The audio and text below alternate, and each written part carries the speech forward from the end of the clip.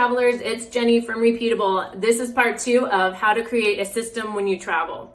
When I was a business consultant traveling every week, the system I set up to pack my clothes was to figure out how many days I would be at the client site, what I might be doing after work, such as workouts or going out with colleagues, and then what I was going to wear when I was flying to and from the client site. This was a really easy way for me to figure out how many clothes to pack so I wasn't overpacking.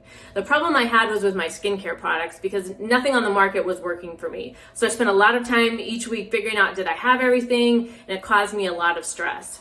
And that's why I invented Repeatabl. So once you set up your Repeatabl with your labels, all you do each week is refill your pods. And so it's very easy to know what you need to bring. So Repeatabl becomes your travel system for your skincare products. So I'd love to hear what your favorite tips and tricks are for your system when you travel. So leave a comment below and let me know.